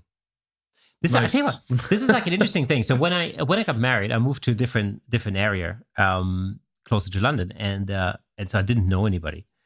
And so somebody said to me, "Oh, I'm part of this networking meeting, la la la," and but they start at 6:00 in the morning. Can you dep for me, because I can't make it. I need somebody to step in, for me. And I'm like, okay, I can. Yeah, sure, I'll do it. So I got myself out of bed at 5 in order to be at this meeting at 6. And so the idea was this meeting started at 6, and it was finished by 7:30, so people could go and be at the desk for 8:00 or something. And I was sitting in this room and I was thinking, at first I thought like, oh man, why do people put themselves through this like this early? But then when I was actually there and I was looking around the room and thinking, it's interesting because the bar of entry is really high, because these people that are in this room, they got up in the morning, put their big boy pants on, and they're sitting in this room ready to do business. And they're there for one reason, and that's to network business. And you kind of go, that's already filtering out 98% of everybody else out there who are not prepared to go to this length, And so that was a really interesting lesson. Although I never joined this particular branch of networking group. I was going to say, do you actually own a pair of big boy pants? Nah, it's my wife that wears the pants in our house. Clearly, obviously. No, but you take that's such a great insight, because I teach that too, and my kids, I say that is that if you do, let's just say you do 1 hour of marketing a day. Let's just say you do 1 hour of marketing a day. You have now outperformed about 95% of all other photographers trying to make a living with their camera. Yeah, exactly. And so I say, well, that jumps me ahead, it catapults me ahead of most photographers, just like that. Yeah. And when I was in Denver, it was kind of an interesting thing too. Back when we had the lab, we'd go to lab, processor film, and we'd hang out for 2 hours, and you'd always, meet run into a couple of photographers, maybe go have lunch or whatever, and you get to know them, right? And I got this reputation in Denver as being, they didn't come up to me and say, Joel, the world's greatest photographer. You know what they used to come up and go, Joel, the marketing guru, because I was stealing all their work. Yeah. They knew I was getting it because I was marketing. It wasn't because I was such an amazing photographer. Yeah. And so it catapulted me into making a living with my camera. So I would encourage anyone out there that wants to make a living with camera, just go and do some basic marketing, and the return will be absolutely unbelievable, because most people don't do it. And I have a whole thing on marketing. I talk about, I have these graphs. I show that and the same thing with this. So this is another thing. So I always say, I had two things. I used to have a sign up on over my desk: market.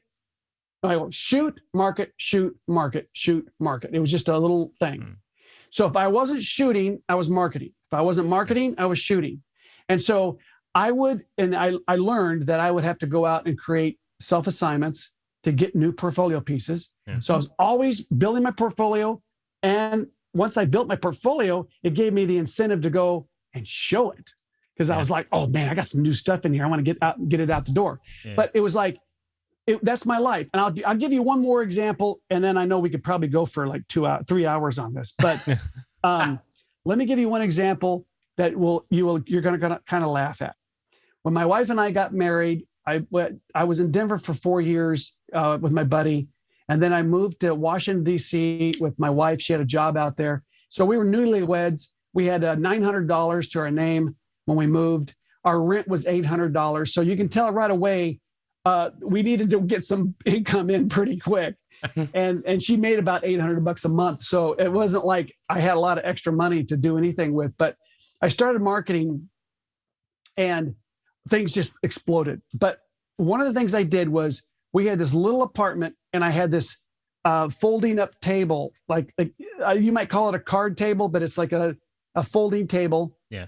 And we had no room, like an office room. So I had it in our bedroom. So we had our bed was on one edge of the bedroom. And then I had a little bit of room with this table. And so every morning I'd crawl out of bed in my undies, and there was all my marketing material. I had my promos, my stamps, my list. And back then, we had a phone I'd, connect to the wall, and I would call on all these art directors. That was in my bedroom. Okay. So that's how I started.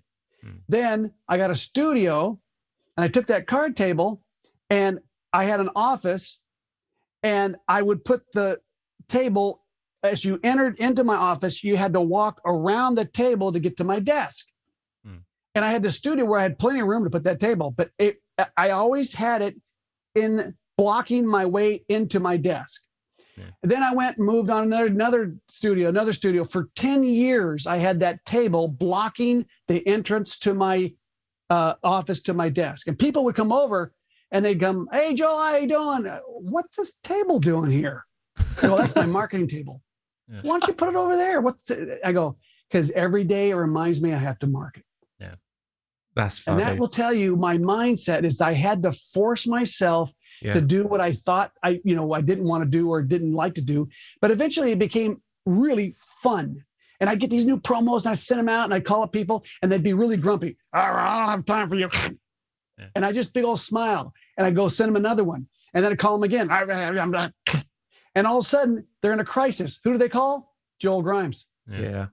Because I pull them out of a crisis. Yeah. We have a lot of our listeners are photographers who are, perhaps starting out, just trying to make their way. What would you advise those other than obviously go check out your training videos, which are incredible? What if you were talking to those guys now, just to say, if you're going to do this one or two things right now to get yourself going from a marketing perspective, what would you tell them to do right now? Well, okay, so no matter where you live, whether it's New York City or it's Podunk, Iowa, just farming community, people need photographs. If you do family portraits or you do weddings or you do senior high school portraits or whatever it is. So you don't have to live in New York City, but if you live in New York City, you might have access to the big ad agencies and whatever. But no matter where you are, there is someone that needs photography. You got to go find who those people are.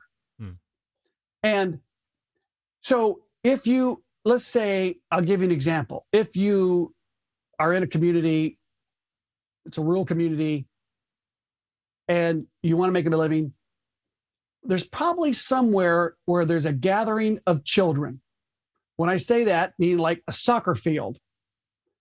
There's the baseball field. There's the ballerina academy where little girls go and some boys go. I'm just covering all the bases there. There's an equestrian center where little girls, usually are boys, but they ride horses. They learn how to ride horseback. There's all these little venues where moms drop off their kids. You want to make a living? Find out where those places are and start taking beautiful pictures of kids. And the next thing you know, you got a line of moms out the door wanting you to take the pictures. You got to find where the work is. You don't sit there and wait for the work to come to you. So if you say, I hate kids, well, then don't photograph kids. But you say, I like surfers. Okay, find out where the surfers hang out. Well, let me give you a little insight. You'll never make any money getting surfers to buy your pictures. But you can start there by getting really good surf pictures, surfing culture, surfing everything. Where's the money in the surfing industry, culture? Wetsuits, boards, all that stuff. The manufacturers that make the products for that culture, that's where the money is. So you find what you love, you go out and build a body of work and find out who's got the big, deep pockets. And that's where you get your income. Yeah. It's in a very similar vein. I had a conversation with a car photographer, actually only last week. And we're talking about our exploits shooting cars over the summer last year. And, we're talking about the fact we did a thing for Ferrari magazine. And he said, like, everybody wants to shoot Ferraris and Lamborghinis. The real money is in making a Honda Civic look great. Or a Subaru. That's right. Yeah, or a Subaru, yeah. Because companies that sell cars in volume have much larger marketing budgets. Absolutely. Rather than high-end companies like the Ferraris and the Lamborghinis and the Aston Martins of this world. And that's really where the money is, and that's really what you want to do, and that's what my son's doing. He's doing lifestyle car shoots. Yeah. The car is a small portion of the shoot. Yes, it's exactly. there. It's a lifestyle. It's something's happening. Mom with little kids on the beach, and there's the Subaru. Yeah. That's how you make a lot of money in car photography. Yeah, exactly. And it's, of course, it's totally counterintuitive initially, when you first think about it, because, of course, you think about it as, well, clearly a Ferrari or a Lamborghini is so much more expensive than a Subaru or a Honda Civic. So you automatically think, intuitively that's where the money's got to be, but it's not. It's in the volume. And so... Well, remember I said just about everything we think, the way the market is, flip it upside down. Exactly. And I'll give you one last marketing tip. This is another thing that just literally flipped me for a loop. I didn't understand. But I would make cold calls, and some people were really nice to me. Oh, hey, are you new in town? Oh, well, that's nice. Oh, you just graduated from college? Oh, well, come on in, show your portfolio. We'd love to have you. You go in and show your portfolio. Guess what? And they never hired me. Why? They were so nice that they saw every photographer in town. Yeah, for sure. So the grumpy people go, I'm busy, So one day I flipped it all upside down. I said, I'm only going to call the grumpy people, because I used to put a little thing where a red sticker meant grumpy and blue was thumbs up, cool, cool, red with bad. Right. So I went and started calling all the grumpy people. I call them back. And all of a sudden I started getting all this work. And I realized something. I talked to one of the art directors. It took me a year to get into him. And I showed my portfolio. And the next thing I know, I was shooting everything for him. And I said, how many photographers do you look at a year? And he said, you're it. You're the only photographer I've looked at in the last 2 years. Wow. And I go, why is that? And he goes, I hate photographers. I hate, whatever. And I go, I know, because nobody wants to come in to see you. But I got in the door and I became his best friend. The next thing I know, I'm shooting every job he's got. Wow. So key on the grumpy people, the rude people, the people you think are not going to ever hire you, and it'll shatter your whole perception of the marketplace. Just out of interest, how many times did you have a point of contact with him over that year before you managed to get in to see him? How many times do you have to niggle at him? Was it 8? Well, I'd say the power of 8. It takes about 8. They've done studies. 8. It takes 8 times to remember who you are. Yeah. Sometimes I would hit an art director 30 times over a course of 2 years. But and sometimes the first promo they call, hey, where you been? I'm here. Well, come on in, right? But usually it takes at least 8, Yeah. And yeah, I got all sorts of stories on that, but I won't take too much time on that. But we must be very close to getting Gavin Hoey on the show, because I've been nagging him at least 8 times by email at this point. Well, I get people doing that now. Hey, I'm on assist you. This is number 6. Hey, I want to assist you. This is number 7. It's like, well, there is a limit. I don't, it's like the guy lives in North Carolina. I'm in Phoenix. It's not going to happen. But I do remember. And here, another thing too is, if you tell me I'm an amazing photographer, let's say let's say you come up to me at a convention, and you come up, you say, hey, Joel, I've been following you. You're amazing. You're my idol. I just worship you. My name's, Fred Jones. And I go, okay, great. Thanks. But if you came up to me and say, you know what? I think you're full of it. You're an ass. I hate your work. My name's Fred Jones. I go, oh, Fred, I'll remember you.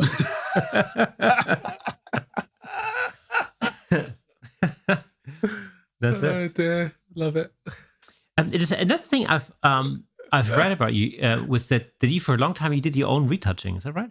I do all my own retouching. Every commercial shoot I've ever done, except for one. There was one picture in one ad campaign. I had some issues with building a snow scene. It was for Fiat Chrysler Automotive. It was a little girl with a SUV in the background, and I couldn't get the snow right, and I had a special retoucher build it. But I do all my own retouching. Is that something? Is that something you've always done? I mean, even before the sort of transition from film to digital, or is that something that actually comes from the days of shooting film and working in the darkroom? Yeah, I think it's having control over everything. I think here's why I say, and I told my son Ben, learn retouching, because you can build your portfolio. If you are relying on someone else to do something, that costs money and time. But if I do it myself, I can sit down, do a shoot. The next day I have a picture in my portfolio. I don't have to wait for somebody. And I'm creating a Joel Grimes signature brand that's consistent. And so there are some very successful photographers in the high-end advertising that don't retouch. And that's fine. I'll give you an example. I in the early days, I would get an art director call me up and say, hey, we would like to hire you to do this shoot. And who's your retoucher? I go, oh, me. They go, really? And I go, yes. And they go, they were like kind of like stunned by that. They were, and at first I thought, well, maybe that's not a good thing. I shouldn't say that. And then I had an art director call me, and he said, I have a question. I want you to, I'm looking at this campaign. Who does your retouching? And I said, I do. He said, excellent. I'll hire you. He goes, I'm tired of hiring these photographers that really don't know the final end result. They just take a picture, but they're not seeing the big vision of it. And he goes, I want a photographer that does it all the way through to the end. And so then that gave me confidence from then on to just say, I retouch. And I've had jobs where a client, one big, huge campaign, we're talking hundreds of thousands of dollars. They came to me and they said, we have an in-house retouching, Photoshop retouching crew. So we just want you to take the pictures. And I said, I'm not your photographer. And they go, oh, no. You don't understand. This is big bucks here. I don't understand. Why would you? I go, I want to see it all the way through. That's the Joel Grimes brand. You're not going to get the Joel Grimes. The images you look on my website, you're not going to get by your team. And they go, okay. They hired me. So I stuck up with my guns and I did all the way through. Then I handed their team the final images, and they might have tweaked a few things here and there. But so it doesn't hurt to stick. Because I always say, do you want do you want the images that are on my website? Do you want those images? Is that what you want? Yeah. Well, get the Joel Grimes all the way through. Yeah. And I'm colorblind. I don't see green. Oh, really? Or yeah, reds are really tough for me too. Actually, all colors, pinks, purples, they're all a challenge. Yeah. I was doing a campaign for Crown Royal, and their whole everything's purple. Their whole signature look, all their images are purple, everything. So I did this job, and I was like, oh my gosh, I don't even see purple. So I got to the end, and I took my red filter and my blue filter, and I just took percentages and went, okay, I have no idea if that's purple. And I sent a JPEG off to the art director, and I said, here's the final. He goes, great. The purple just needs to go a little bit more to the red side. Oh, no problem. Pulled the red slider, sent it off. Nailed it. Brilliant. Way. Good. No way. I hope he's not listening. If he's how do you get listening, around I'm in that, like trouble. on a day-to-day basis? Is that something you need to get around at all, or does it in a? No, my color blindness is the greatest asset I possess as an artist. It's a separating. It drives me down a path that's unique to me. So I say, if you have something that's like you say, I was born with, I don't know, whatever. You were dropped on your head when you were 2 years old. Whatever it is, you're 6'8", you're 4'8", or you're whatever it is. There's something about you that's unique. That's your greatest asset. It's not a handicap. There's no such thing as a handicap. I mean, it's going to drive you if you're in a wheelchair. Maybe you do still life photography. I don't know, and you become the greatest watch photographer that the planet's ever known. It's going to whoever you are is going to drive you down a path. Stick with that path. Stick with that uniqueness. So you look at my images. There's a certain look to those images. Mm-hmm. It's because I'm colorblind, and I'm selling that look. I get more people going, how do I do this gradient? How do you do the Joel Grimes gradient? You know how I found out? You know what's so funny? I was doing my thing. I was just, this is, 10, 15 years, or whatever, 12 years ago, I don't know. I was doing my thing. And I was just putting stuff on Flickr. And I didn't, there was, back then, there wasn't the social media we have today, but I was just putting stuff out. And somehow I found I was on a blog or something. It was Scott Kelby doing how to get the Joel Grimes gradient or signature or whatever, get that look in Photoshop. I never knew Scott at that time, and my jaw hit the floor, going, here's Scott Kelby, the #1 educator and probably in photography at the time, trying to go and tell people how to do Joel Grimes's thing, right? I didn't even know they knew who I was. I didn't know I existed, right, in the marketplace. But somehow I started infiltrating the marketplace. And it wasn't long before I was hired with Scott and be one of their instructors. But it was like, it taught me something, because I was so nervous about my retouching. I was thinking, I don't know, people are going to think I'm whacked. The opposite happened. They wanted to copy me because I was so unique in the way my images looked. So that'll tell you, just stick with what you do and what you love and just do it. And then people will go, I want to be like that. I want to be like that photographer. It's amazing. Yeah, phenomenal. Seriously amazing. Incredible. It's just, these are life lessons. These aren't just, photography lessons here. These are things you should just live by, as far as I'm concerned. I hope so. In fact, I was approached by a publisher to do a how-to book on photography. And I said, I'll do one on how to be an artist. They go, that'll never sell. I go, okay, then let's not do anything. They want me on lighting, every little thing. No, how to be an artist or marketing. I said, how to be an artist or do one on marketing. Those are the 2 books I'll do. Yeah. Because you've got a course on your on the Joel Grimes Academy website that is it's something like how to be an artist or something like that. Yeah, in the complete pack, I have the artist, the craft, that's right, the business, whatever. Yeah. So the artist is like 4 or 5 hours of just, or whatever it is, of just talking about how to be an artist. And then the business is like, I don't know, 6, 7 hours of training. It's those kind of things that are going to get you to the top, not how to set your camera up and put a light on a light stand. Yes. A million trainings and YouTube videos on how to do all of that, right? Yeah. We did some outside strobing actually the other day, where we were we were trying to. Our previous guest, Hannah Cousins, she launched a learning platform over the pandemic, and so she had one of her videos dealt with high-speed sync, Right. And so we thought we'd recreate that video, but using a considerably cheaper or less expensive strobe rather than the pro photo gear that she was using in her videos. So we kind of thought, if we can recreate this with something that's much more affordable to the average, Right. photographer, then that just proves that the system works, So we went out. We have some moors not too far from where I live, which is where we seem to be spending a lot of time taking photos. It's annoying because it's cold and wet there Yeah, always. it's freezing. But we went out, with our little strobe and recreated the photo. And I have to say, the end result was phenomenal. It's awesome. Yeah, it was really. I mean, all of you people out there listening or watching this right now, you would have already seen the result if you were watching episode 54. Is that what it was? Yeah, let's go with that. Cool. So that gives you an incentive. If you look at the card up there in the top left or top right of the screen, you'll see a link back to that video. I guess that's what we can do that, right? Yeah. Let's say we can. Why not? Anyway, but it just proves the point that gear isn't the be all and end all. It's really the technique that really counts. That was a fun thing. It was great fun. Yeah, really good I fun. do. I do high speed sync all the time. I love it. And then I also do not only high speed sync. I do the same concept. Only I use ND filters.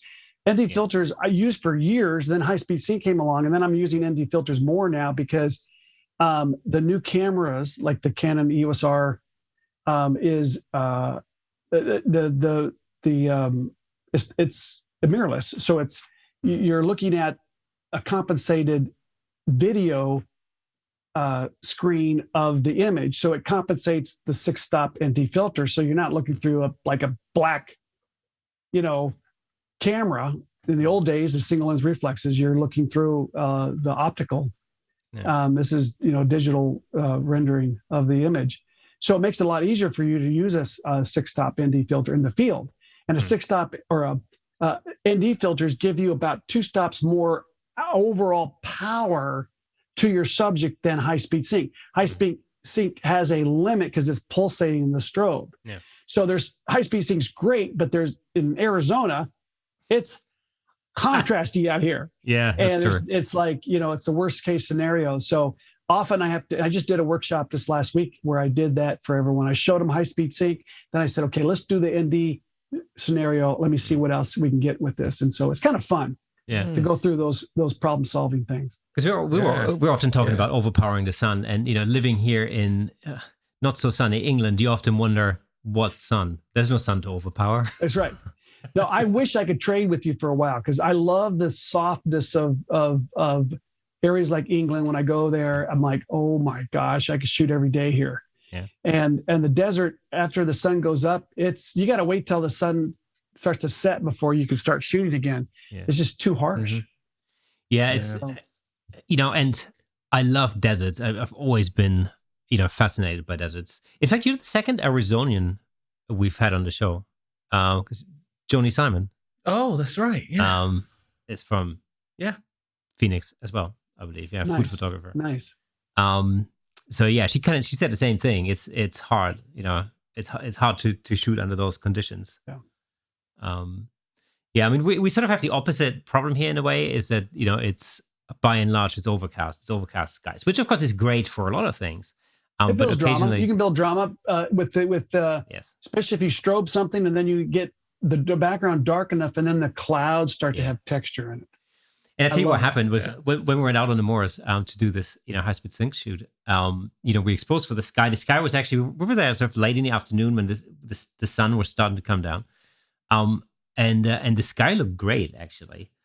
And we had just finished packing up all the gear and we were just carrying it all to the car, that the sky just turned into the most amazing purple, pink, Wow. lilac. It was incredible. And I looked around at you, didn't I? And I said, we're not past 7 up again. Yeah, because I was ready. I was like, right, we're going back. We're going to do this whole thing again with that sky. But of course, by the time we would have gotten our gear out again, it would have been gone. So, and it was cold that day. It was cold. It was And when we're out all day as well, doing something else. Yeah. No, that's happened to me many times where you tear down just a little too early and you're like kicking yourself going, but when you're cold and your fingers can't work and, it's like, but, and immediately I was thinking, there's this new sky replacement function in Photoshop. That's right. But I got to keep it real on this one for sure. So, have you got any plans? Of course, we're talking post pandemic. Have you got any plans on coming over to Europe anytime soon? We had a workshop that we were supposed to do last year that's been set up for a long time in Switzerland. It got canceled twice. We bumped it twice, and who knows if we got the tickets still waiting there. We've already paid for the tickets. I think United or whatever is just giving us a couple of years to redeem those if we have to. But no trips. I've done a couple things in the UK, and the thing about the British, they don't sign up till the last minute. We're like we're heading over there, and the people that are hosting like, there's only about half full here. And then when I get on a plane, get there, it fills up. It's like they all wait till the last minute. So I don't know what that is with your culture over there, but but yeah, it's to be honest with you, I have even before the pandemic, I had put 2020 on hold for live events. I usually do 45 speaking events a year. I think I had 4 scheduled, and then the pandemic came along, and so it wasn't a hit to me at all, really. We just had a couple things. One I just did last week, which was an event down in Tucson with Roberto Venezuela. We had 4 instructors, and it was at a dude ranch, cowboys and all that. But I'm trying to avoid live workshops, not because of the pandemic thing, only because I was getting completely burnt out. I was literally I get off a plane, I have one day at home, I'm take off again. And sometimes I'd be gone for 6 weeks straight from my house. Wow. One year I was gone 300 days total from my house, but I've averaged at least 200 to 230 days for the last probably 30 years. I've been gone from my house. Wow. I'm always gone. And, after a life of that, I'm just starting to think, I'm starting to get worn out. Yeah. I know it sounds weird because I'm Mr. Gung-ho, 100 miles an hour, but it's almost like my wife and I are taking bike rides, we're just going on hikes. We're doing stuff that I haven't done in years because like maybe play my guitar. In fact, I just bought this little Spark. Have you ever seen a little Spark? It's a little amp that you plug in. Yes. Okay. Yeah. Yeah. I just bought it. Came yesterday. I'm gonna start playing my guitar again. Awesome. Oh, that's great. Cool. You gotta do more than just take pictures. Sometimes, I've been, having a career at this, but it's the live teaching has just worn me out. Yeah. Worn me out. Yeah. And you got to do other things to be able to appreciate the thing that you quote unquote love most, or do most, or whatever it might, or you make your living from. If you don't do those other things, you lose total perspective and comparison as to why you love this. Think about this. I got a client scenario, so I've got people standing over me. I'm doing a client shoot. Then I'm teaching. I mean, when you add up all in 1 year, how much time I shoot with me by myself or just with one assistant and a model, that's like nothing. It's always a group, cameras in my face. I've got 10 years of teaching. I need a break. I just want to go out and shoot pictures, not have to teach or have a group in front of me. Yeah. So are you finding that are you sort of going back to shooting landscapes at all? I love landscapes, but you got to get up really early. That's one thing. Yeah. Which I don't mind, but it's like landscapes are hard. And in the States, here in America now, because of the pandemic, but also before the pandemic, the national parks, the state parks, the classic overlooks of great vistas and whatever are overrun with people. Yeah, that's true. I mean, it is okay. You got to put things in perspective. When I was in Iceland, I was with Ragnar. What's his name? I'm drawing a blank. Anyways, he was saying that they used to take a group out and they'd go to this lake waterfall, and there'd be 4 people. And then because Iceland started getting popular, you go there and there's 400 people. In like a 3-year period, it jumped that drastic. And that's what's happening here in this. Instagram is probably the biggest culprit. Facebook, because everyone's posting, oh, look at these pictures of this great, vista. And everyone's like, let's go, get in the van, let's go. And these vistas are now overrun. There's pictures of this arch in Utah that is famous. I've never been there actually, but it's just about a quarter-mile hike, so it's not very far off the main road. But photographers have done it, and there's a photographer who takes a picture of all the photographers. There's like they're all literally on top of each other trying to get the sunrise of this light coming through this arch, and that's what we've come to now here in the States. And it's like the only way you get around that is you got to hike about 4 miles off the road. And then people disappear. We had a funny story. Do you remember this last summer? I think we were talking about this in one of the earlier episodes. There's an artificial lake up in the north of England, somewhere near Manchester, and what kind of lake was it? It was like not a borehole, but it's like one of those, like I don't know, whatever. It's like an artificial lake. It was kind of dangerous, and it got really popular on Instagram. And so lots of Instagrammers went there to to take selfies and everything. And then of course we went into full on lockdown, and any gatherings were basically against the law at the time, right? Wow. And nevertheless, people would hang out at this lake and take pictures. And they came up with an ingenious idea. They basically dumped a whole ton of dye into that lake, black dye that basically just ruined the picture. Ruined the whole picture in order to dissuade. You mean the officials did that? Yeah. Because it was like, do that. It was just like do that in LA with the right on Venice Beach area. They had the old the skate parks. Oh right, yeah. And they'd say lockdown, can't go on the beach, and these kids with their skateboarders, they go, so they filled it with sand. Nice.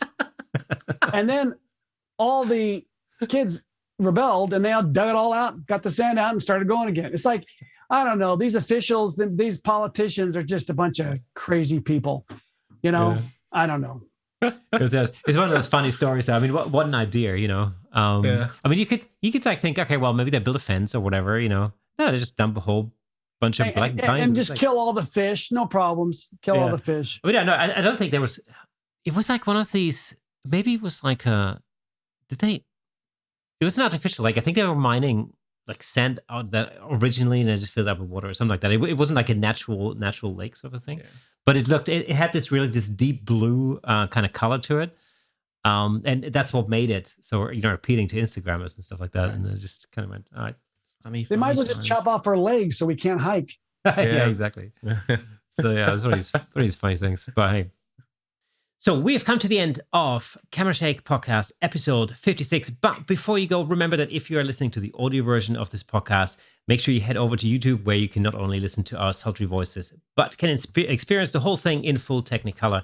And also, whilst we're at it, why don't you just head over to camerashakepodcast.com and join our community over there. We're planning on creating a whole bunch of different behind the scenes kind of content and extra stuff for you to enjoy.